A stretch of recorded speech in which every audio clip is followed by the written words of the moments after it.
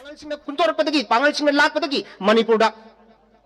sa hong ba sa cara chaba matam da khar wana le rambadi sa hong ba double cropping amsung triple cropping se Manipurda kanana hogdor ki pangalsingna hogdore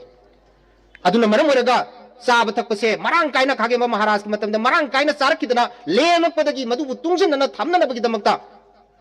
ekoi tungan tungan makhal ki mongsang kai se hari balam lamdam sing da lamlong gai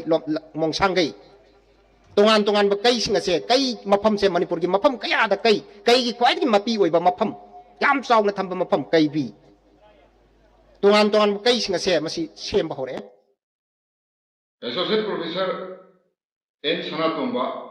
Oza Sanatomna Mana Panbada Pangal Lakudigi Kage Mumatam the Pangal Lakudigi double cropping, triple cropping Torotana Saho Mawantana Ana Sing South Alamudo Kai Bayama Sare and Panbi Adu Masin Matanda I Wapankara Tamzage Akoigi double cropping as the 1970 Matunda Hodorkim say Manipur Igri Kage Mimatam Hodo Nateva Aduga double cropping, triple cropping Togana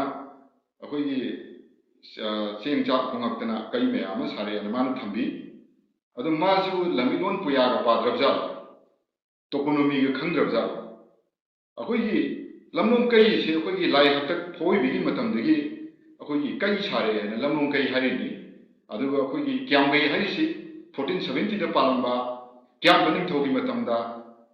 Kai Sarame and Akoigi Kyambe Harini Mongsanga say Kagim Mapa Munyamagi Matamda Kai Sarame and Mongsanga Harini Kai and the Legacy say Akoigi High one in Toxin Dugi Matamda Saramba Kai Natani Laivakida Saktanga Kanda Kai Mayam Digi Po Mayam Granny House Digi Po Mayam the Kaitoga Levangam Pizerum Aduna Akoigi Kai Saba is Kage Nomatam this Hava Sabanate Akoigi A Lai Hataki Po Vimatam this Harapudana Giamagi Matam the Munyamagi Matam Kage Vimamanda Kai is Hare I will say Masi Oza Sanatum Kangira Kandria Kanjana Dura Kanundore Manisiko Masi Kandavdi or another Mati Masi Kanjana doing Aduna Away Powisi Pow Hun Kari Loyanba Away Pow Hunba Away Pow Tawai Pantoivi Kungul the word Yori Away Pantoivi Kungul Puyata Away Pantoivina Kari Loyanba Ade Away low Uba low Lingba Away Mana Tambi Yori in Jingba Napa Tambi Yori even Away Safu Sabas Pantoivina Tambi Yori Nura Kondome Hai Koinoko Nura Kondome Mahishi and Aga Away Safu Himba my Ictos of Mana Sabatam Mirineva. So my name of Akui, my day, Akui Kanglay, Kunayasu, Akui Pangalaga, Akui double cropping, triple cropping, Kage Mamatam de Tortana, Akui Chaho Mamotana, Kai Saba, or in HD, Masi Angan the Tapiru, de Masi Yamtina Langani Magisiko, Adana Karakuxum Tapinova, as my Tamzek. Hoye Nongsamai Puya Haidisi Masikana Iramanoida, Nongsamai Hayu Pass in Iramaneva. Masi Karamkanda Leramano, Ninkem Pamay Hatak Karamkanda, 1709, 1748 of the Lerba. Ninkem Pamay Larik Yemba Ibi Turukta, Mari Naxi, Larimamina, Pili go, Bangali Lapa Dumni go. Mari Manishi Amuna, Jagasinko Wehan, Amuna Danzun go Wehan, where we had go. Ado Masi Akogi Mitay Mayet Kanglay script Yet Kasuma Tami Adu Hai Adugama translation to Umami go Aduga Bangali Kanga Adu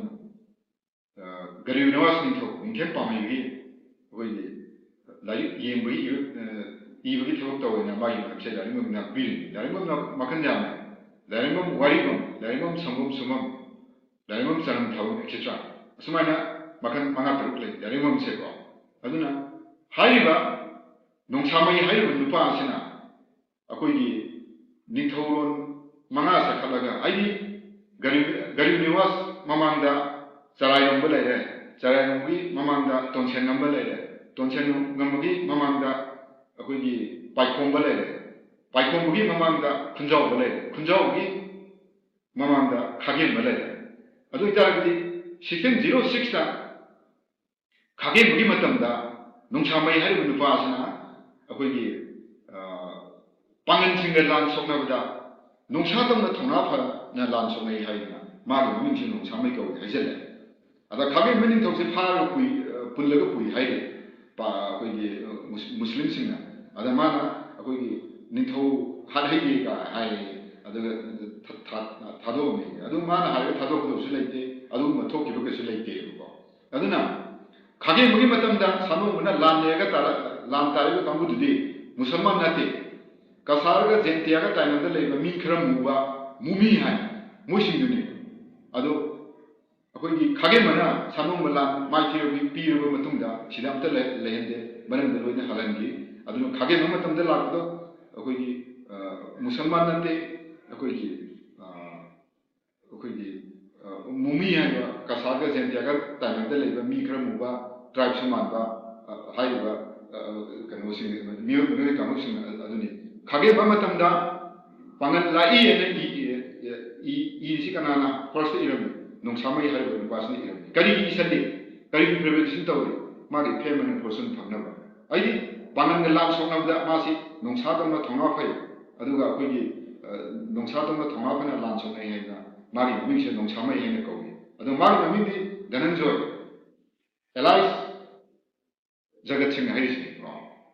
아두 이자르디 마는 1606다 람 속에 하리시 마마사기 사이 양접다 군농아 군차디 해라니 거 아두 1606기나 마는 란성을 해주는 바라가 아코이기 농사의 하리오 누파시나 아코이기 닝캠 파마이마 학탁 닝토론 망아서 타라가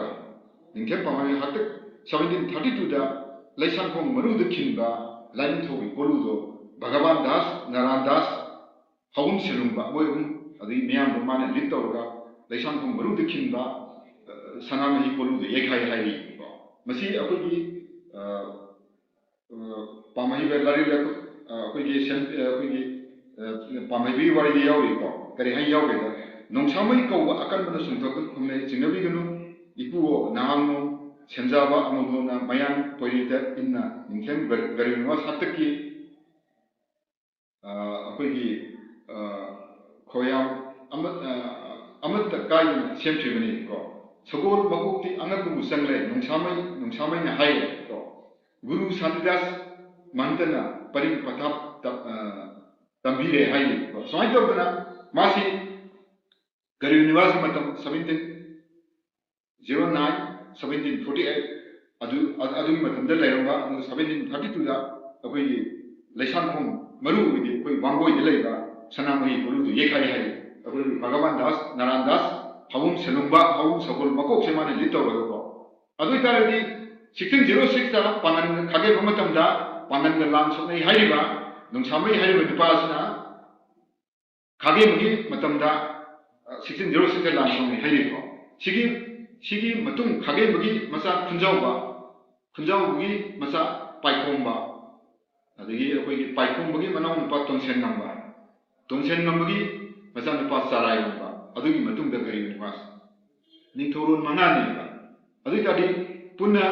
मसागी सही कुंठा लेरे plus 1706 तकिना 1732 बोसे सही चामुकुनी थोइने बा one सही चामुकुनी थोइ plus सही कुंठा तिनजलेसी सही चामुकुनी थोइ मी अमनुबु निथौरोल मंगातरु पुंसीदना अखोई